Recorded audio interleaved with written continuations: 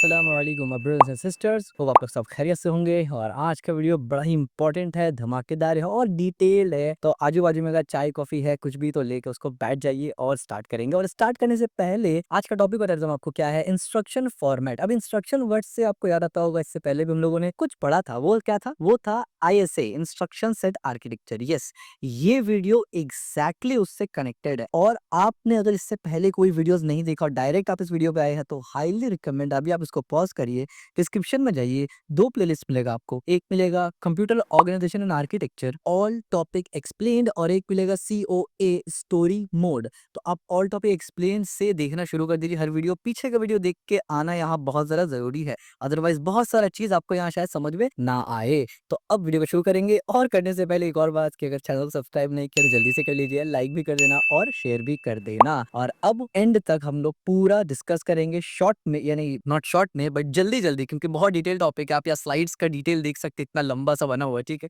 चलिए शुरू करते हैं। Instruction format. इंस्ट्रक्शन क्या है? ये इंस्ट्रक्शन एग्जैक्टली वही इंस्ट्रक्शन है, यानी इंस्ट्रक्शन सेट आर्किटेक्चर वाला इंस्ट्रक्शन है। सवाल ये पैदा होता है कि इंस्ट्रक्शन सेट आर्किटेक्चर क्या है। अगेन मैं इस पे बहुत डिटेल नहीं डिस्कस करूंगा, ऑलरेडी हमने आधा घंटा उस पर डिस्कस किया हुआ है। प्रीवियस वीडियो डिस्क्रिप्शन में लिंक मौजूद है, आप देख लीजिए।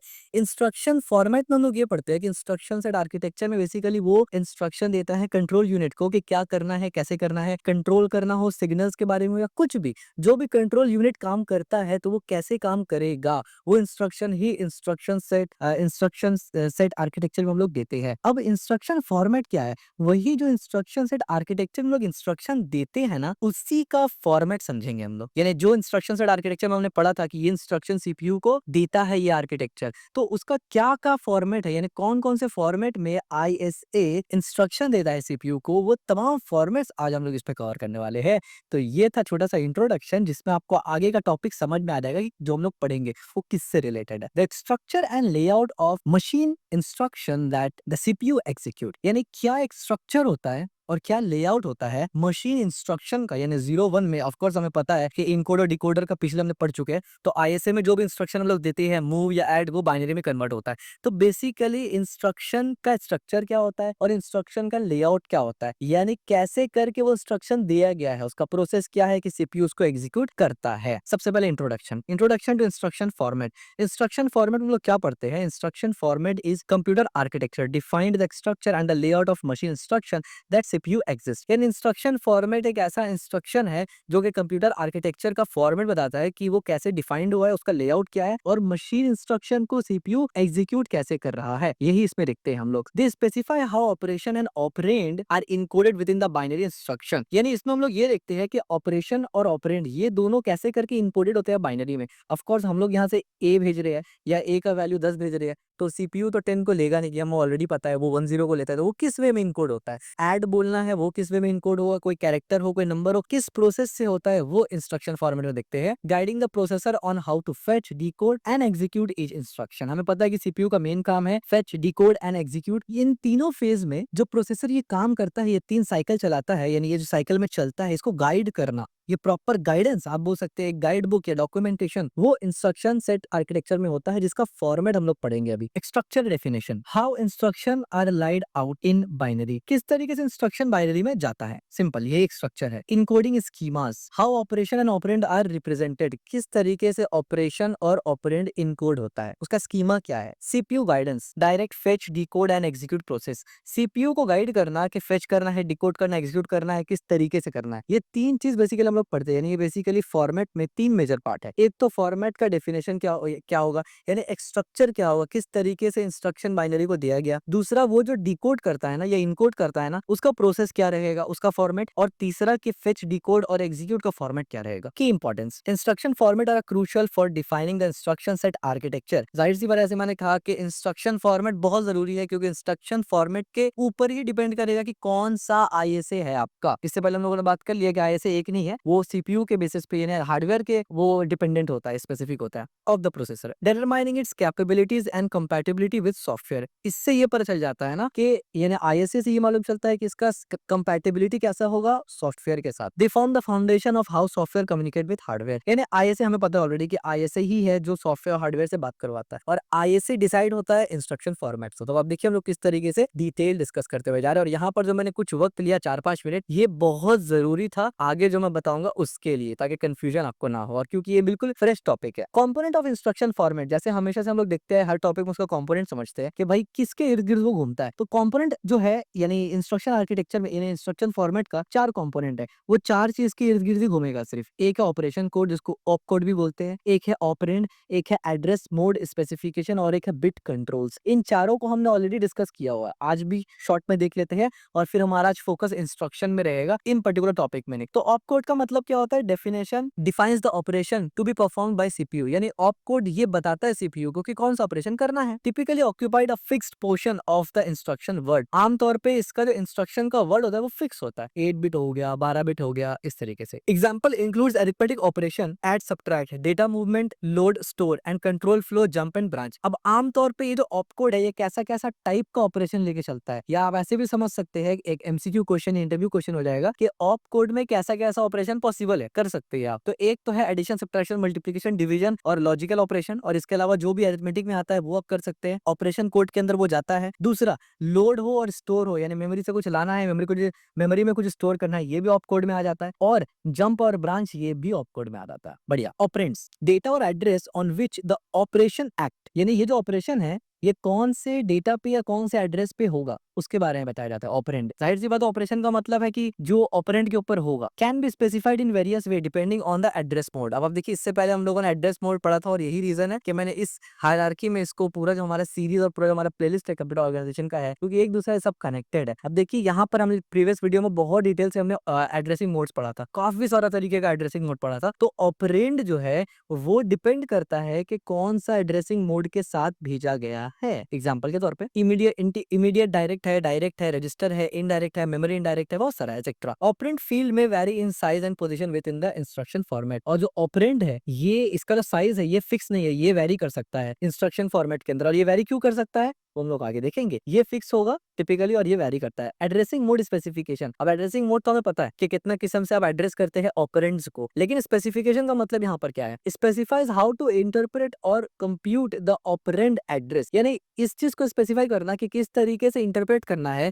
कि कौन सा एड्रेस दिया गया है आपको, और कंप्यूट कैसे करना है ऑपरेंड एड्रेस को, ये दोनों। यानी directly impact how operand are fetched from memory और रजिस्टर, यानी ये चीज डायरेक्ट इंपैक्ट इस चीज को करता है ना कि किस तरीके से ऑपरेंड को लिया जाएगा मेमोरी से या रजिस्टर से ऑपरेशन करने के लिए। Can be a part of opcode और separate field within the instruction format, और ये पार्ट हो सकता है ऑपरेशन कोड का जैसे हमें पता है, या फिर एक सेपरेट भी हो सकता है इंस्ट्रक्शन फॉर्मेट का, यानी ये एक इंडिविजुअल भी हो सकता है, इससे कनेक्टेड भी हो सकता है। अगर कोई चीज कंफ्यूजन है टेंशन मत लीजिए, आगे ये यही सब हम लोग डिटेल में डिस्कस करेंगे तो समझ में आ जाएगा आपको। इसके बाद बिट कंट्रोल्स, यानी कंट्रोल बिट। कंट्रोल बिट क्या होता है? फ्लैग्स और control information that governs the execution behaviour of the instruction, यानी कंट्रोल बिट वो होता है कि जो गवर्न करता है यानी गाइड करता है या बताता है या ऑर्डर देता है कि एग्जीक्यूशन बिहेवियर कैसा होना चाहिए इंस्ट्रक्शन का। Includes condition code, interpret, enable and disable privilege levels, यानी इसमें इंक्लूड ये होता है कंडीशन कोड, अगर कोई कंडीशनल कोड है वो, plus enable, disable, privilege levels वगैरह, ये सब कंट्रोल बिट में आता है,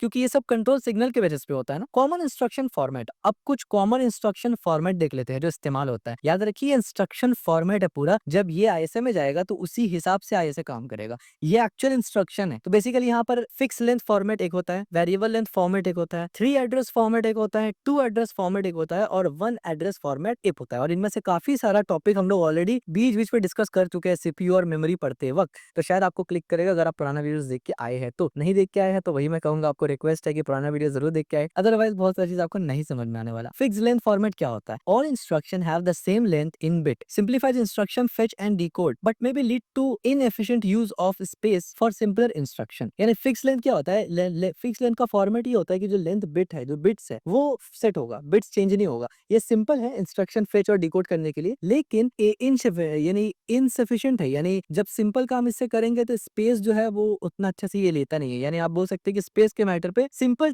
टाइम में ये उतना अच्छा काम नहीं करता। ठीक है, यानी एक ड्रॉबैक है और एक बेनिफिट भी है। Variable length format, variable length format क्या होता है? Instructions very in the length based on the complexity of the operation और द एड्रेस मोड। अब यहाँ पर आप देखिए, अब यहाँ पर जो लेंथ है ना, यानी जो फॉर्मेट का लेंथ है वो फिक्स देंगे। यहाँ पर जो इंस्ट्रक्शन फॉर्मेट का लेंथ है वो टोटली वेरी करेगा, किस पे? 2 से 3 चीजों पर। सबसे पहले उसका कॉम्प्लेक्सिटी क्या है, और दूसरा उसका ऑपरेशन या एड्रेस मोड कौन सा है, यानी कौन सा ऑपरेशन है उसके बेसिस पर कैसा कॉम्प्लेक्सिटी है और एड्रेसिंग मोड कौन सा चूज किया गया है, इसके बेसिस पर इसका वेरिएबल का लेंथ, इसको इसलिए वेरिएबल बुलाया जा रहा है क्योंकि ये फिक्स नहीं है, इसी बेसिस पर इसका फॉर्मेट फिक्स होता है। Efficient for compact instruction set but require more complex decoding logic.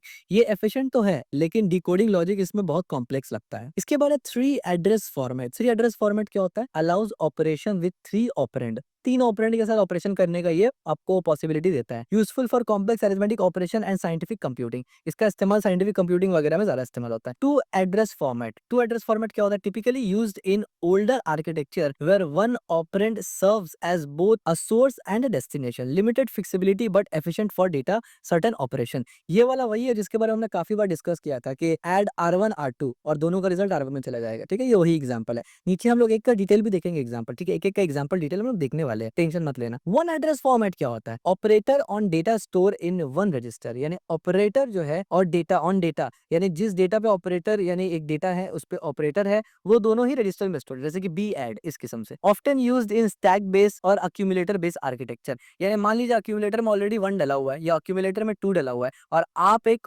One address format इस्तेमाल कर रहे हैं, तो वन एड्रेस फॉर्मेट में क्या होता है कि ऑपरेटर भी होगा और ऑपरेंड भी साथ में होता है। तो इस तरीके से होगा बी एड, तो बी एड जब आप डालेंगे अक्यूमुलेटर में, वहां पर ऑलरेडी टू था तो बी का वैल्यू होगा 3 रखेंगे तो 3 + 2 5 हो जाएगा और अक्यूमुलेटर में ही वो रहेगा। आगे इसका एग्जांपल आएगा। Design consideration. अब डिजाइन कंसिडरेशन क्या था, किस चीज को कंसिडर करके डिजाइन किया गया है, यानी इंस्ट्रक्शन फॉर्मेट को, वो देख लेते हैं। एफिशिएंसी है, कंपैटिबिलिटी है और इनकोडिंग स्कीमा है। ये तीन बहुत इंपॉर्टेंट चीज है, लिटरली आईएसए के लिए तो बहुत इंपॉर्टेंट चीज है, क्योंकि हमें पता है दुनिया भर में बहुत से कंप्यूटर्स बनते हैं, अगर कंपैटिबिलिटी इशू होगा तो बड़ा गड़बड़ हो जाएगा। इनकोडिंग स्कीमा अगर सब अलग अलग इस्तेमाल करेंगे तो भी गड़बड़ हो जाएगा। और एफिशिएंसी तो हर हालत में चाहिए, एक इंसान इस्तेमाल करे या 100 इस्तेमाल करे। ठीक है, एफिशिएंसी क्या है इसमें? Instruction format aims to balance between compactness and flexibility, optimizing instruction decode and execution. यानी देखिए, एक होता है कॉम्पैक्ट कि एकदम सेट ऑफ इंस्ट्रक्शन है, आपको ऐसे ही करना है, ज्यादा फ्लेक्सिबिलिटी नहीं है। एक होता है फ्लेक्सिबिलिटी, तो फ्लेक्सिबिलिटी और कॉम्पैक्टनेस दोनों का बैलेंस दिया गया है यहाँ पर, एफिशिएंसी है। ठीक है, यानी इंस्ट्रक्शन फॉर्मेट के अंदर कंपैटिबिलिटी अगर देखिए आप, तो format must support a wide range of operation and address mode specified by ISA. जाहिर सी बात है, आईएसए आपको बहुत सा एड्रेस मोड वगैरह स्पेसिफाई करता है, तो फॉर्मेट जो है वो बहुत सारा वाइड रेंज ऑफ ऑपरेशन और एड्रेसिंग मोड को सपोर्ट करे। यानी इंस्ट्रक्शन फॉर्मेट है वो आईएसए के अंदर है, राइट? तो आईएसए के अंदर है जब, तो आईएसए अगर एड्रेसिंग मोड भेजेगा या कोई स्पेसिफिक एड्रेसिंग मोड भेजेगा तो उस पे करना क्या है, उसका फॉर्मेट कैसा रहेगा, तो वो सपोर्ट होना चाहिए इंस्ट्रक्शन फॉर्मेट में, क्योंकि इंस्ट्रक्शन फॉर्मेट तो लो लेवल है और आईएसए उससे अपर लेवल का है। तो अगर आईएसए भेज दिया एक एड्रेसिंग इनडायरेक्ट एड्रेसिंग मोड और उसके बारे में कोई इंस्ट्रक्शन फॉर्मेट है ही नहीं, तो काम कैसे करेगा? तो इस वजह से इंस्ट्रक्शन फॉर्मेट होना चाहिए। Encoding schema. इनकोडिंग स्कीमा क्या होता है? Instruction must be encoded efficient to minimize memory usage and maximize execution speed. यानी इनकोडिंग स्कीमास का मेजर इस्तेमाल इसीलिए होता है ना कि मेमोरी यूजेज को कम से कम किया जाए और एग्जीक्यूशन स्पीड को ज्यादा से ज्यादा किया जाए। Instruction length and format. अब इंस्ट्रक्शन लेंथ और फॉर्मेट के ऊपर देख लेते हैं। Define the size and structure of the machine instruction. ये इस चीज को डिफाइन करता है कि मशीन इंस्ट्रक्शन जो है उसका साइज क्या होगा और स्ट्रक्चर क्या होगा। Defines how instruction R phase, किस तरीके से इंस्ट्रक्शन फेज होगा, डिकोड होगा और एग्जीक्यूट होगा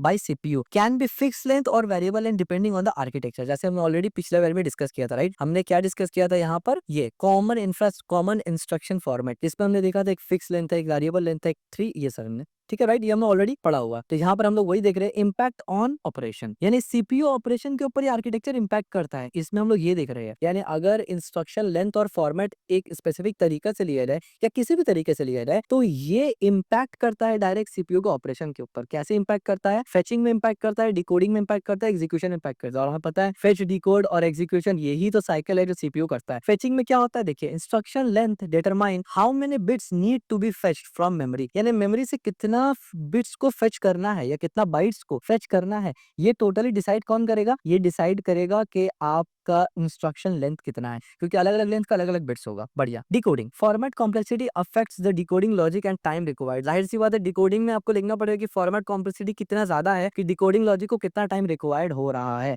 और एग्जीक्यूशन में क्या होता है? Structure determine how operand are accessed and processed, यानी किस तरीके से, आप देखिए ये दोनों चीज की मदद से ही, यानी ये दोनों जो काम हो रहा है, ये तो यही हो रहा है ना कि ऑपरेशन को उठाना और डेटा को लेके आना और ऑपरेशन करना, तो ये दोनों काम किस तरीके से हो रहा है, यही चीज यहाँ पर बताया जा रहा है कि structure determine how operand and access are access and process, किस तरीके से ऑपरेंड को एक्सेस किया जाता है और प्रोसेस किया जाता है। Op code and operation field, operand, अब थोड़ा और डिटेल हम लोग और इन डेप्थ जा रहे एग्जांपल्स के साथ। अब आप देखिए operation code and operand field, अब ये कैसे करके होता है। ऑपरेशन ऑप कोड फील्ड यानी operation code field specify the operation to be perform, यानी ऑप कोड ये बताता है कौन सा ऑपरेशन करना है। अब ऑपरेशन कितना किस्म का हो सकता है, 3 टाइप्स का, arithmetic and logical, load, store और जंप और ब्रांच, इस किस्म का, ठीक है। The opcode is fixed set of bits that tells the CPU what operation to execute. Opcode जो होता है, ऑपरेशन कोड जो होता है, वो फिक्स्ड सेट ऑफ बिट का होता है, यानी वो उसका लेंथ फिक्स होता है और सीपीयू को पता का मतलब बताता है सीपीयू को कि क्या करना है। ऑपरेंड फील्ड क्या होता है, होल्ड डेटा और एड्रेस रिक्वायर्ड फॉर ऑपरेशन, यही ऑपरेशन जो ऑपकोड भेजता है ना, इस ऑपरेशन को करने के लिए कुछ डेटा चाहिए होता है, तो वो डेटा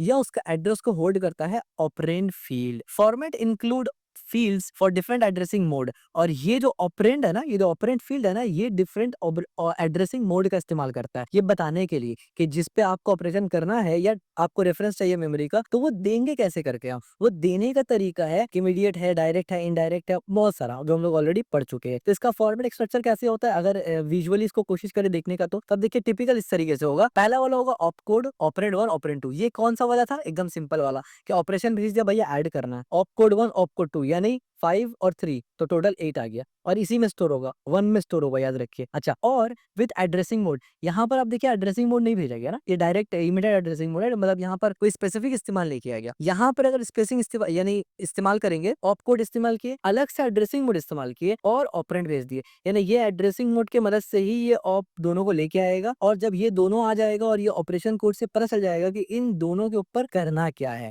तो अब आप मेरे ख्याल से समझ गए होंगे कि एक्चुअल में ये काम कैसे कर रहा है। अब आप देखिए fix length versus variable length instructions, अब इसके ऊपर हम लोग जरा सा वर्सेस में देखते हैं, कंपेयर करते हैं, क्योंकि ये दोनों बहुत इस्तेमाल होता है। एस्पेक्ट्स, फिक्स लेंथ इंस्ट्रक्शन और वेरिएबल में क्या होता है, डेफिनेशन क्या है। फिक्स लेंथ का डेफिनेशन ये है कि all the instruction are the same size of bit, simple सी बात है, जैसे यहाँ पर हमने देखा, ठीक है। वेरिएबल लेंथ इंस्ट्रक्शन क्या होता है, instruction very in size based on the complexity और एड्रेसिंग मोड, कॉम्प्लेक्सिटी के ऊपर या एड्रेसिंग मोड के ऊपर डिपेंड करेगा, वो चेंज हो सकता है, that is called variable length. Advantage क्या होता है, फिक्स लेंथ का एडवांटेज ये है कि simplify instruction fetch and decode, fetch decode को बहुत सिंपलीफाई तरीके से बताता है, कॉम्प्लेक्स नहीं है। और वेरिएबल लेंथ में क्या होता है, efficient use of memory for simpler instruction, simple instructions के लिए यहाँ पर एफिशिएंट मेमोरी का इस्तेमाल होता है। देखिए दोनों में माइनस सा फर्क है, समझिए। फिक्स लेंथ में क्या होता है कि काम आसान है, इंस्ट्रक्शन देना आसान है, फेच और डिकोडिंग तो आसान है, लेकिन मेमोरी मैनेजमेंट अच्छे से नहीं होता है, मेमोरी इनएफिशिएंट है। लेकिन अगर आप मेमोरी से एफिशिएंट करना चाहते हैं ना, सिंपल प्रोग्राम के लिए, इसी सेम प्रोग्राम के लिए, तो आपको वेरिएबल लेंथ देना पड़ेगा, जिससे ये होगा कि वो सिंपल ऑपरेशन जब आप कर रहे हैं तो एक्स्ट्रा मेमोरी यूज नहीं होगा। लेकिन हमें पता है कि वेरिएबल लेंथ इंस्ट्रक्शन अगर आप इस्तेमाल करेंगे तो वो अलग फॉर्मेट है, उसके लिए फिर कॉम्प्लेक्सिटी बढ़ जाएगा और बहुत सारा चीज एक्स्ट्रा आ जाता है। तो इससे आपको आइडिया हो रहा होगा कब हम लोग क्या चूज करेंगे और कब कैसे चूज किया जाता है। डिसएडवांटेज क्या है दोनों का, वो भी देख लेते हैं। फिक्स लेंथ इंस्ट्रक्शन का डिसएडवांटेज क्या है, may waste space for simple instruction, जैसे मैंने ऊपर एक्सप्लेन किया, ये वेस्ट करता है सिंपल इंस्ट्रक्शन में, यानी सिंपल इंस्ट्रक्शन में कुछ स्पेस वेस्ट करता है। और वेरिएबल लेंथ के बारे में अगर आप देखें तो required more complex decoding logic, ये क्योंकि एफिशिएंट होता है इसलिए required more complex logic, simple सी बात है। एग्जांपल, अब आमतौर पे फिक्स लेंथ इंस्ट्रक्शन इस्तेमाल कहाँ होता है, आरआईसीएस में, आरआईसीएस आर्किटेक्चर यानी आरएएम यानी एआरएम में, और एमआईपीएस में यानी मोबाइल टैबलेट वगैरह में आमतौर पे फिक्स लेंथ इंस्ट्रक्शन इस्तेमाल ज्यादा होता है। और वेरिएबल लेंथ इंस्ट्रक्शन कहाँ इस्तेमाल होता है, सीआईसीएस आर्किटेक्चर में, यानी x60 SX86 यानी assembly language, computer, PC, desktop, laptop, इन सब में ज्यादा इस्तेमाल होता है। ऑपरेटिंग सिस्टम चाहे कुछ भी हो, यूनिक्स हो या फिर विंडोज हो, मैक हो वगैरह वगैरह, लेकिन डेस्कटॉप के लिए ये ज्यादा इस्तेमाल होता है। Trade off, the choice between fix length and variable length instruction involves trade off between simplicity and decoding, fix length and efficient use of memory, variable length, fixed length instruction simplify process design but may waste memory space, while variable length instruction optimize memory usage but required more complex decoding mechanism। Simple सी बात, आपके सामने दो चीज है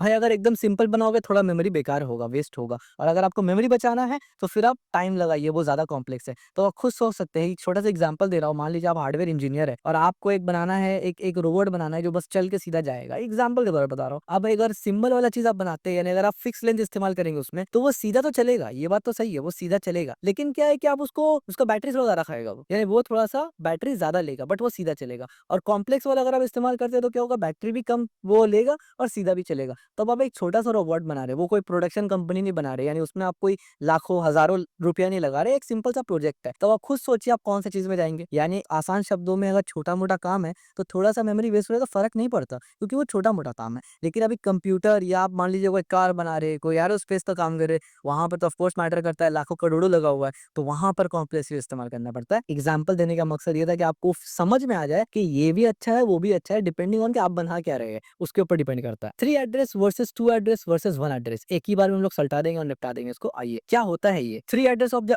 format, क्या होता है, ऑपरेट ऑन 3 ऑपरेंड। सिंपल सी बात है, 3 एड्रेस का मतलब है कि 3 ऑपरेंड को होल्ड कर सकता है, यानी 2 + 2 + 2 इस तरीके से। एग्जांपल के तौर पे useful for complex arithmetic operation and scientific computing. Example add R1 R2 and R3। इसका मतलब ये होगा कि R2 R3 यानी R1 R2 R3 तीनों को ऐड करो और R1 के अंदर डाल दो, एक बार में 3 ऑपरेशन। 2 एड्रेस फॉर्मेट क्या होता है, use 1 operand for both source and destination. एक ऑपरेंड को इस्तेमाल करते हैं सोर्स और डेस्टिनेशन दोनों के लिए। यानी एक ऑपरेंड के लिए तो आप भेजते हैं, फॉर एग्जांपल आप बोलते हैं ए को लोड करो मेमोरी से और बी को लोड करो मेमोरी से, तो इसमें ऑपरेंड कहाँ चले गया, यानी इसमें ऑपरेशन कहाँ है, ऑपरेशन बी के अंदर होता है। इसका एग्जांपल ऐसे यहाँ पर limited flexibility but efficient for certain operation. Example देखिए ऐड R1 R2, तो अब यहाँ पर 3 चीज नहीं भेजा जा रहा है, R1 के अंदर ही ऐड भी भेज दिया जा रहा है और R2 अलग से भेजा जा रहा है। तो अब देखिए यहाँ पर वही बात होगा ना जो यहाँ पर लिखा है कि use 1 operand for both source and destination. तो अब देखिए यहाँ पर सोर्स डेस्टिनेशन यहाँ पर दोनों ही है, ठीक है। और इस तरीके से 1 address format, operator on data store in 1 register, often use in stack based और accumulator based architecture. Example add R1 means accumulator. यार यहाँ पर ये है कि भाई आप एक ही एड्रेस भेज रहे हैं, तो जाहिर सी बात है जब एड्रेस एक भेज रहे हैं तो उसी में दोनों चीज भेजेंगे,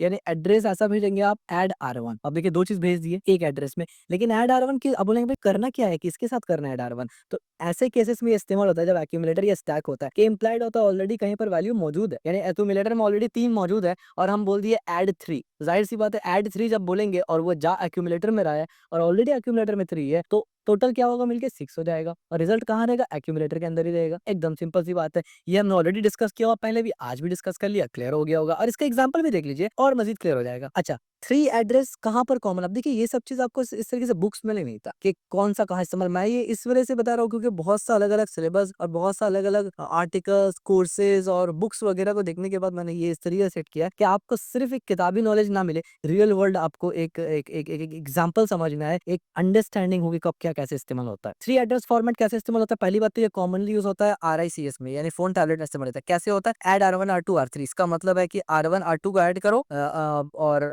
सॉरी R2 R3 को ऐड करो और R1 के अंदर डाल दो, ठीक है। और यहाँ पर अभी सब्ट्रैक्ट का एग्जांपल है R4 R5 R6। इसका मतलब है कि R5 और इसको ये कंप्यूट करो और इसके अंदर डाल दो, बढ़िया। 2 एड्रेस फॉर्मेट क्या होता है, कॉमन इन CICS में बहुत ज्यादा कॉमन है कंप्यूटर डेस्कटॉप में कि ऐड R1 R2। तो R1 और R2 दोनों ही एक वैल्यू है और ऐड जो है वो ऑपरेशन है, तो हो क्या रहा है कि R1 + R2 करके दोबारा से R1 में डाल दिया जा रहा है, ठीक है। इसलिए सब्ट्रैक्ट भी ऐसे ही होगा जैसे मैंने बताया। 1 एड्रेस फॉर्मेट कैसे होता है, अक्यूमुलेटर बेस, जैसे मैंने कहा अक्यूमुलेटर बेस मतलब देखिए लोड R, तो लोड R का मतलब एक्यूमुलेटर में R चला गया। अब मान लीजिए एक्यूमुलेटर में R चला गया, R का वैल्यू था 5, तो एक्यूमुलेटर में भी 5 है। अब हम क्या बोल दिया ऐड R2, तो अब ऐड R2 भी एक्यूमुलेटर में जाएगा, तो ऐड R2 में मान लीजिए R2 का वैल्यू है 2, तो अब R2 का वैल्यू है 2, तो इसका मतलब एक्यूमुलेटर में क्या जा रहा है 2 ऐड। तो 2 ऐड किसके साथ, एक्यूमुलेटर में कोई वैल्यू होगा तो उसी के साथ ऐड कर देगा। तो एक्यूमुलेटर में क्योंकि वैल्यू है, क्या वैल्यू था, R1 का वैल्यू एक्यूमुलेटर में था, तो एक्यूमुलेटर में भी मान लीजिए 5 था क्योंकि R1 का वैल्यू हमें 5 रखा था लोड करवाते वक्त। तो अभी एक्यूमुलेटर में 5 है और उसमें हम लोग क्या भेज रहे हैं प्लस R2, R2 का वैल्यू 2 है, तो एक्यूमुलेटर प्लस R2, तो एक्यूमुलेटर 5 प्लस R2, R2 है 2, तो बेसिकली एक्यूमुलेटर प्लस R2 हो गया 7, 5 + 2 7। तो उसके बाद क्या हुआ, स्टोर हो गया R3 में, तो अब फिर R3 is equal to accumulator, यानी एक्यूमुलेटर का वैल्यू को R3 के अंदर डाल दिया, तो यहाँ पर वैल्यू क्या डलेगा 7। इस तरीके से काफी सिंपल है। इंस्ट्रक्शन इनकोडिंग एंड डिकोडिंग, अब इंस्ट्रक्शन इनकोडिंग डिकोडिंग कैसे होता है, encoding translating assembly language mnemonic into machine code involves mapping opcode and operand to binary representation। Encoding में होता है कि इनकोडिंग में यही होता है कि असेंबली लैंग्वेज को, असेंबली प्रोग्रामिंग लैंग्वेज होता है, लो लेवल लैंग्वेज होता है, उसको ट्रांसलेट करना मशीन कोड में और उस वहां पर मैपिंग वगैरह करना कि किस तरीके से बाइनरी रिप्रेजेंटेशन होगा ऑप कोड का और ऑपरेंड का भी। अब यहाँ पर 2 पॉइंट है, असेंबली टू मशीन कोड और opcode mapping. Assembly to machine code मतलब क्या होता है, converting human readable instruction into binary, यानी असेंबली कोड जैसे हम लोग ये ऊपर एग्जांपल, ये सब असेंबली कोड का एग्जांपल है, ठीक है। इसको हम लोग 0101 में कन्वर्ट करते हैं, सिंपल सी बात है क्योंकि कंप्यूटर और सीपीयू सिर्फ वही समझता है। Opcode mapping, opcode mapping का मतलब क्या होता है ना, assigning binary value to operation code. अब आपको ऑलरेडी पता है कि मशीन कोड हम लोग कन्वर्ट जब करते हैं तो नंबर्स को तो 0 1 में कन्वर्ट कर सकते हैं, लेकिन हम लोग जब कैरेक्टर्स को 0 1 में कन्वर्ट करने की कोशिश करेंगे तो डायरेक्ट वो नहीं होगा, वहाँ पर कैरेक्टर एन्कोडिंग्स का टॉपिक आ जाएगा। और हमने काफ़ी टाइम पहले, हफ्ता यानी महीने पहले कैरेक्टर एन्कोडिंग पढ़ा हुआ है, तो आपको पता होगा। तो यहाँ पर ऑपरेशन को कैरेक्टर एन्कोडिंग लगेगा। क्यों? क्योंकि भैया यहाँ पर तो ऐड है, यहाँ पर तो लोड है, ये तो नंबर है ही नहीं, तो आप इसको डायरेक्ट 0 1 में तो कर नहीं सकते। इसीलिए कैरेक्टर एन्कोडिंग की मदद से यहाँ पर फिर ये चीज़ होगा। तो ये जो कैरेक्टर एन्कोडिंग की मदद से होगा, तो यहाँ पर जो मैपिंग लिखा है ना, ये मैपिंग है ना, mapping binary value to operation code, ये बेसिकली इसको रेफर कर रहा है कि क्योंकि आप कैरेक्टर एन्कोडिंग को इस्तेमाल करके सीपीयू को बता रही है, तो कौन सा कैरेक्टर एन्कोडिंग इस्तेमाल किए उसके हिसाब से कौन सा वैल्यू होगा। यानी इन शॉर्ट, अगर हम कैरेक्टर एन्कोडिंग ASCII इस्तेमाल करते हैं या यूनिकोड इस्तेमाल करते हैं, तो ASCII में हो सकता है ये स्टोर का मतलब अलग हो और ऐड का मतलब अलग हो, जाहिर सी बात है। तो ये मैप किया जा रहा है ना कि स्टोर बोले तो सीपीयू इसको ही समझे। तो कैरेक्टर एन्कोडिंग के ऊपर डिपेंड करता है। अगर आपने कैरेक्टर एन्कोडिंग का वीडियो नहीं देखा है, तो फिर तो मेरे ख्याल से आपको यहाँ भी होना नहीं चाहिए। आप वापस से कैरेक्टर एन्कोडिंग और डिटेल्स पुराना वीडियो देख लीजिए। अगर आपने देखा है तो बहुत अच्छी बात है। वीडियो को लाइक कर दो यार, इतना मेहनत से मैं बनाता हूँ। डिकोडिंग, डिकोडिंग क्या होता है वो समझते हैं। Process of interpreting machine code instruction for executing by the CPU. यानी डिकोडिंग वो प्रोसेस है कि जब वो इंटरप्रेट करता है मशीन कोड को, एग्जीक्यूट जब सीपीयू करता है उसको, यानी वो प्रोसेस करता है इंटरप्रिटेशन। यानी ये प्रोसेस उस चीज का है कि interpreting machine code, machine code को इंटरप्रेट करता है। इंस्ट्रक्शन, वो instruction for executing by CPU, जो इंस्ट्रक्शन जो सीपीयू जिसको एग्जीक्यूट करेगा, ठीक है। The control unit decodes the instruction to determine what operation and perform, what operation to perform and where find operate. यानी आसान शब्दों में ये है कि भाई हमने तो बोल दिया ऐड A1 A2, यानी हमने तो बोल दिया कि ऐड A2 A1, ठीक है। तो ये ऐड A2 A1 या फिर ऐसा मान लीजिए ऐड R1 R2, तो अब सीपीयू को पता कैसे चलेगा कि भाई करना क्या है। तो वो डिकोडिंग में ये पता करता है कि R1 R2 का मतलब क्या है और ऐड सब्ट्रैक्ट ये करना क्या है। तो करना क्या है और करना क्या है हमें पता चल गया, तो भाई कहाँ से करेंगे, यानी वैल्यू कहाँ से मिलेगा वो भी उसको ढूंढना होता है। तो ये दोनों काम उसका है। तो अब यहाँ पर इंस्ट्रक्शन फेच, इंस्ट्रक्शन फेच कैसे होता है इसमें आप देखिए, retrieving instruction from memory, memory से किस तरीके से रिट्रीव करना है इंस्ट्रक्शन को, ये डिकोडिंग में आता है। और ऑपरेंड फेच, ऑपरेंड को भी लेना है, receiving operand based on addressing mode, operand को एड्रेसिंग मोड के बेसिस पे लेना पड़ेगा कौन सा मोड है, ठीक है। तो ये इनकोडिंग और डिकोडिंग का पूरा जो आप बोल सकते हैं फेज है। इनकोडिंग में ये होता है कि असेंबली से मशीन कोड भी इनकोड करना और मैपिंग किस तरीके से है वो देखना, यानी assigning binary value to operation code, operation code को बाइनरी वैल्यू कैसे जा रहा है ये। और डिकोड फेज में क्या होता है कि वो समझता है, यानी याद रखिए ये डिकोड जो है ना, ये सीपीयू डिकोड करता है, यानी ये डिकोड जो है ये सीपीयू बेसिकली डिकोड करता है समझने के लिए कि ऑपरेशन क्या है वो बताओ और ऑपरेंड क्या है और कहाँ से मिलेगा, या डायरेक्ट आप बोलिए ऑपरेंड कहाँ से मिलेगा और ऑपरेशन क्या है, ठीक है। ये दोनों प्रोसेस है, इन दोनों के ऊपर हमने काफी डिस्कस किया था, लेकिन आज डिटेल में डिस्कस किया। मशीन लैंग्वेज इंस्ट्रक्शन, ये क्या होता है। Low level instruction directly executed by CPU, low level instruction directly CPU execute करता है उसको। Sorry, binary representation of operation and data movement, binary representation data और मूवमेंट, यानी मूवमेंट और ऑपरेशन का वो कैसे होता है वो देखिए। कैरेक्टरिस्टिक क्या है, 0 1 हमें पता है, बाइनरी सिर्फ 0 1 समझता है, binary format compose of zeros and ones that the CPU directly interpret, CPU direct इसको इंटरप्रेट करता है, यानी डायरेक्ट समझता है, बीच में कोई कुछ नहीं चाहिए आपको, ठीक है। Direct execution, no translation needed, CPU can execute directly, already हमें पता है। Hardware specific, unique to each processor architecture, हमें पता है कि ये जो लैंग्वेज है मशीन कोड जो है ये हर कंप्यूटर के लिए सेम नहीं होता या हर फोन के लिए सेम नहीं होता, ये हार्डवेयर स्पेसिफिक होता है। और हार्डवेयर से मुराद यहाँ पर ये नहीं है मतलब मदरबोर्ड या दूसरा हार्डवेयर नहीं, हार्डवेयर से मुराद यहाँ पर सीपीयू, और सीपीयू से भी मुराद यहाँ पर आर्किटेक्चर, कि सीपीयू का आर्किटेक्चर कौन सा है उस पर डिपेंड करता है। Example x86 machine language example है, यानी असेंबली लैंग्वेज में जब आप बोलते हैं ऐड AX एंड BX, तो मशीन कोड में क्या होता है 0 1 यहाँ पर हेक्साडेसिमल में डाला गया है, ये हेक्साडेसिमल है, और बाइनरी में इस तरीके से होता है, यानी 0 1 और ये 8D ये हेक्साडेसिमल में आ गया, ऑपरेशन और ऑपरेंड, और ये बाइनरी में ये ऑपरेंड, ये ऐड का मतलब है, यानी 1। बेसिकली आप देखिए ना हेक्साडेसिमल में भी 0 1 1 होता है, तो ये 1 आ गया, ये यहाँ पर ऐड और ये ऑपरेंड्स आ गया, ठीक है। दो चार operand, as you can see 4 bit का एक ऑपरेंड है और 4 बिट का एक ऑपरेंड है, ठीक है। ARM आर्किटेक्चर में, यानी ये पीसी वगैरह के लिए हो गया। ARM मशीन एग्जांपल कैसे होता है आप देखिए, असेंबली में ऐड R0 R1 R2, यानी R2 स्टोर हो, R2 का कैलकुलेट होगा और R0 में होल्ड हो जाएगा। मशीन कोड कैसे बनता है इस तरीके से, ये हेक्साडेसिमल रिप्रेजेंटेशन, और बाइनरी में देखिए ऐसा। अब कौन सा बंदा पढ़ के समझ सकता है भाई इसमें ऐड लिखा हुआ है, कोई नहीं समझ सकता, ठीक है,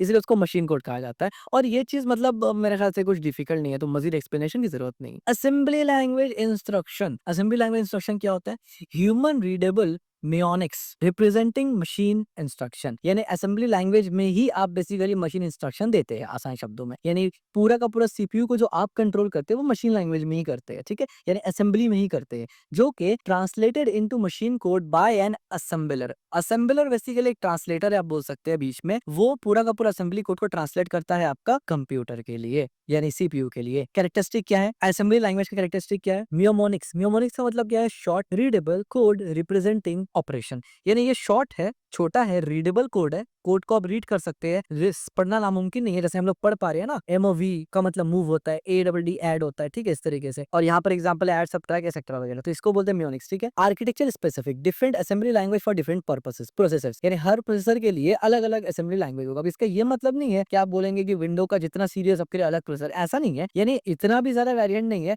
लेकिन हाँ वेरिएंट है। जरूरी नहीं है कि हर प्रोसेसर के लिए सेम चले, ऐसा भी नहीं है कि हर प्रोसेसर के लिए अलग, यानी आपका दोस्त का कंप्यूटर में कोई अलग ही चलता होगा, आपके इसमें अलग, ऐसा भी नहीं है, इतना भी नहीं है, लेकिन हाँ है, पॉइंट इसकी है, स्पेसिफिक नहीं है। जैसे प्रोग्रामिंग लैंग्वेज सी है, आप अपने सी में यानी आपने सी में एक प्रोग्राम लिखा, आप दुनिया के कोई भी कंप्यूटर में एग्जीक्यूट करें वो एग्जीक्यूट हो जाएगा, लेकिन आर्किटेक्चर के मैटर में वैसा नहीं है, ठीक है। ट्रांसलेशन रिक्वायर्ड, यहाँ पर ट्रांसलेशन का जरूरत पड़ता है। Must be assembled into machine code before execution, और मशीन कोड में ट्रांसलेट करने के बाद क्या होता है? देखिए, जब आप असेंबली लैंग्वेज में लिखते हैं ना, तो वो मशीन कोड तो नहीं है ना, लेकिन जब मशीन कोड में आप उसको ट्रांसलेट कर लेते हैं तब जाके वो बनता है EXE फाइल। तो बहुत से लोगों को ये नहीं पता होगा कि EXE फाइल असल में होता क्या है। तो एक्चुअली में EXE file machine executable file ही है, और असेंबलर की मदद से ही कोई भी असेंबलर या फिर एग्जीक्यूटेबल बनाने के लिए बहुत सा यही ट्रांसलेटर्स होता है, जो डेस्कटॉप एप्लीकेशन वगैरह, चाहे वो सिस्टम एप्लीकेशन हो, ड्राइवर्स हो, या एप्लीकेशन सॉफ्टवेयर हो, यानी सिस्टम सॉफ्टवेयर, एप्लीकेशन सॉफ्टवेयर, वो इसका इस्तेमाल करते हैं। तो असेंबलर क्या करता है? असेंबली कोड को एग्जीक्यूटेबल फाइल में बनाता है। इसका एग्जांपल बिल्कुल ऐसा ही है कि जब आप सी प्रोग्रामिंग करते हैं तो उसमें आप कंपाइल करते हैं, तो जब आप कंपाइल करते हैं अपना पूरा प्रोग्राम को ना, तो आप देखेंगे कंपाइलर आपको एक ऑब्जेक्ट देगा, एक फाइल देगा, EXE नाम का फाइल देगा, और वो EXE फाइल को आप डायरेक्ट उठाइए, या सिर्फ वो EXE फाइल को उठाइए, अपने दोस्त को सेंड कर दीजिए व्हाट्सएप में, वो उसको लेके कमांड लाइन में अगर चला दे, डायरेक्ट कोड चल जाएगा। समझ में आ रहा है आपको बोलने का मतलब कि कैसे करके मशीन, क्योंकि अब वो मशीन कोड में आ गया ना, वो कहीं भी चल सकता है, किसी भी जगह चल जाएगा, क्योंकि दुनिया का हर कंप्यूटर 01 समझता है। लेकिन यहाँ पर वही बात रहेगा again and again and again कि आर्किटेक्चर मैटर करेगा। अगर आप डायरेक्ट मशीन कोड चलाएंगे तो मतलब हो सकता है कि आपने अपने फोन में एक कोड यानी अपने कंप्यूटर में एक कोड लिखा, और आपका कंप्यूटर अलग आर्किटेक्चर का, इस वजह से आपने अलग कंपाइलर इस्तेमाल किया उसको कंपाइल करने के लिए, जरूरी नहीं है कि उसको वहां पर चलेगा, ठीक है। तो बहुत सा वहां पर प्रोज एंड कॉन्स है, और ये सॉफ्टवेयर रिलेटेड ज्यादा है इन कंपेयर टू मतलब हार्डवेयर। एग्जांपल्स देख लीजिए, असेंबली लैंग्वेज का एग्जांपल है, यहाँ पर मूव किया जा रहा है इसको, मूव इमीडिएट 5 वैल्यू टू एक्सा रजिस्टर, ठीक है, और यहाँ पर ये कुछ है, और यहाँ पर आप देखिए मूव एक्सा वगैरह, मेमोरी लोकेशन पॉइंट्स वगैरह, इतना कुछ, और ज्यादा इसमें भी मैं डिटेल में नहीं जा रहा। Format for arithmetic operation, arithmetic operation के लिए कौन कौन सा फॉर्मेट है आइए वो भी समझ लेते हैं। Specifies how arithmetic instruction addition, subtraction, multiplication, division are structure, यानी ऐड, सब्ट्रैक्ट, मल्टीप्लाई और डिवाइड के लिए क्या एक स्ट्रक्चर है भैया, क्या फॉर्मेट है बता दो। पूरा स्टार्टिंग से पहला जो फर्स्ट वीडियो है हमारा, तब से यही पढ़ते आ रहे R1 प्लस R2, आज समझ जाएंगे कि काम कैसे करता है ये। Include opcode and operand fields for source and destination register और मेमोरी लोकेशन, इंक्लूडिंग, यानी हम लोग ये समझेंगे कि अरिथमेटिक ऑपरेशन जितना भी होता है वो होता कैसे, उसका स्ट्रक्चर क्या है, प्लस इंक्लूड ऑपकोड और ऑपरेंड भी रहता है उसमें, सोर्स और डेस्टिनेशन वहां रहता है, यानी रजिस्टर या मेमोरी कहाँ से लेना है। अब कॉमन अरिथमेटिक इंस्ट्रक्शन क्या है, देखिए एडिशन करना है तो इंस्ट्रक्शन में होगा ऐड, ये असेंबली का कोड ऐड, ये क्या करता है, दो ऐड को करेगा, यानी to add operands and store result. जो स्टोर रिजल्ट बोला जाएगा ना वो पहले पे करेगा, यानी R1 प्लस R2 करेंगे तो रिजल्ट R1 में स्टोर होगा। सब ट्रैक में भी सेम रहेगा, मल्टीप्लाई डिवाइड में। फॉर्मेट कैसे रहेगा देखिए, 3 एड्रेस वाला कर, अच्छा अब एक और बात, ये अरिथमेटिक इंस्ट्रक्शन जो है अगर ये 3 वाले में करेंगे, 3 एड्रेस फॉर्मेट का इस्तेमाल करेंगे तो ये कुछ ऐसे दिखेगा, R1 R2 R3, तो R1 R2 का वैल्यू ऐड होगा, और R2 R3 का वैल्यू ऐड होगा, R1 में चला जाएगा। 2 एड्रेस करेंगे तो R1 R2 का ऐड होगा, R1 में चला जाएगा, as you can see R1 R2 add होगा, R1 में चली गया। 1 एड्रेस करेंगे तो एक्यूमुलेटर में जो वैल्यू रहेगा उसके साथ आप उसको प्लस कर सकते हैं, जो हमने ऑलरेडी पढ़ लिया। तो अरिथमेटिक ऑपरेशन सिर्फ ऐसे ही हो सकता है, यानी कंप्यूटर ऑर्गेनाइजेशन में इसके अलावा कोई अरिथमेटिक ऑपरेशन और नहीं है। समझ में आया? फॉर्मेट फॉर लॉजिकल ऑपरेशन, अब हमें पता है कि लॉजिकल ऑपरेशन भी तो कुछ होता है ना, वो कैसे करके होता है वो समझिए। Defined structure for logical operation and or xor not similar to arithmetic operation but with different opcode, यानी सिमिलर जैसे अरिथमेटिक ऑपरेशन होता है वैसे ही होता है इसका भी फॉर्मेट है, यानी उसका भी स्ट्रक्चर फॉर्मेट ऐसा ही है लॉजिकल ऑपरेशन का, सिवाय इसका कि ऑपरेशन कोड अलग रहेगा। Of course operation code code तो अलग रहेगा। भैया इतना दिमाग तो अकल में होना ही चाहिए हम लोगों का कि ऑपरेशन अगर सेम रहेगा तो वो अरिथमेटिक ना बन जाए। कॉमन लॉजिकल इंस्ट्रक्शन, कुछ कॉमन लॉजिकल इंस्ट्रक्शन है जैसे कि एंड के लिए एंड, और ये कैप्स में है ना, तो ये बेसिकली एग्जैक्ट इंस्ट्रक्शंस है। एंड और एक्सऑर, एंड क्या करता है, बिटवाइज एंड ऑपरेशन करता है, बिटवाइज और ऑपरेशन करता है, बिटवाइज एक्सक्लूसिव और करता है, बिटवाइज नॉट यानी कॉम्प्लीमेंट कर देता है। फॉर्मेट क्या रहता है आप देखिए, बिल्कुल सेम फॉर्मेट है, ठीक है, बिल्कुल सेम, चाहे 3 फॉर्मेट, 3 एड्रेस फॉर्मेट हो, 2 एड्रेस फॉर्मेट हो या 1 एड्रेस फॉर्मेट हो, बिल्कुल ऑपरेंड बिल्कुल सेम स्ट्रक्चर हो रहा है। बल्कि ऑपरेंड क्या हम बोलेंगे, पूरा का पूरा स्ट्रक्चर ही बिल्कुल सेम है। फर्क सिर्फ इतना है कि ऑपरेशन कोड बदल गया, वहां पर ऐड था, यहाँ पर एंड, सिंपल। तो ये कोई डिफिकल्ट नहीं है, अरिथमेटिक ऑपरेशन समझना कोई डिफिकल्ट नहीं है। तो आप आज आपने पूरा अरिथमेटिक ऑपरेशन समझ लिया और इसके अलावा कोई स्ट्रक्चर नहीं होता है, ठीक है। Format for data transfer operation, अब डेटा ट्रांसफर करने के लिए कौन कौन सा ऑपरेशन होता है, यानी डेटा ट्रांसफर का मतलब मेमोरी से सीपीयू, सीपीयू से मेमोरी, यहाँ से वहां घुमाने के लिए उसका इंस्ट्रक्शन या उसका फॉर्मेट कौन कौन सा होता है, आइए वो समझते हैं। How data is move between register, memory and IO. हाँ, आईओ में भी तो घूमेगा ना, क्योंकि इनपुट देंगे अगर तो आईओ से ही तो होके जाएगा, और आउटपुट अगर देंगे तो अभी जो मॉनिटर पे आप देख रहे हैं यूट्यूब में मेरा वीडियो, ये आउटपुट ही तो है कंप्यूटर का। Includes operation code for load from memory to register and store from register to memory operation, यानी मेमोरी से कोई भी चीज को लेना हो रजिस्टर में, रजिस्टर के लिए, या फिर कुछ स्टोर करना हो रजिस्टर से मेमोरी में। एक चीज हमेशा याद रखिए, बहुत से स्टूडेंट यहाँ कंफ्यूज होते हैं कि भाई कहाँ से लोड करना है, कहाँ से स्टोर करना है। एकदम सिंपल सा चीज है भाई, डेटा कौन रखता है अपने पास, डेटा होता किसके पास है, मेमोरी के पास होता है। सीपीयू को वो चाहिए तो जाहिर सी बात है मेमोरी से हमेशा डेटा आएगा, मेमोरी से हमेशा डेटा आएगा, स्टार्टिंग में मेमोरी से हमेशा डेटा आएगा। जब भी लोड का वर्ड आ जाए, जब भी लोड का वर्ड आ जाए यानी मेमोरी भेजेगा और सीपीयू लेगा। जब भी स्टोर का वर्ड आ जाए तो आमतौर पे रजिस्टर भेजेगा यानी सीपीयू भेजेगा और मेमोरी लेगा। सिंपल सी बात है यार, लोड करना है तो मेमोरी से उठा लो, और अगर स्टोर करना है तो अपने घर पे तो नहीं स्टोर कर सकते, मेमोरी में स्टोर करो, इतने सिंपल है। कॉमन डेटा ट्रांसफर इंस्ट्रक्शन, कुछ कॉमन डेटा ट्रांसफर का इंस्ट्रक्शंस है वो भी देख लेते हैं। ऑपरेशन यहाँ पर क्या है, म्योनिक्स और डिस्क्रिप्शन। लोड, लोड का मतलब लोड है, इसके लिए क्या क्या आता है, एलडी भी आता है, एलडीआर भी आता है और मूव भी आता है। 3 इंस्ट्रक्शन इसके लिए आता है, ठीक है। एलडीआर और मूव हमने काफी बार देखा है। Load data from memory to register, memory से रजिस्टर में लोड करने के लिए ये सिंपल से इंस्ट्रक्शन है, और तीनों में से कुछ भी इस्तेमाल कर सकते हैं। स्टोर करने के लिए भी मूव का वर्ड आता है, एसटीआर आता है और एसटी भी आता है। Store data from register to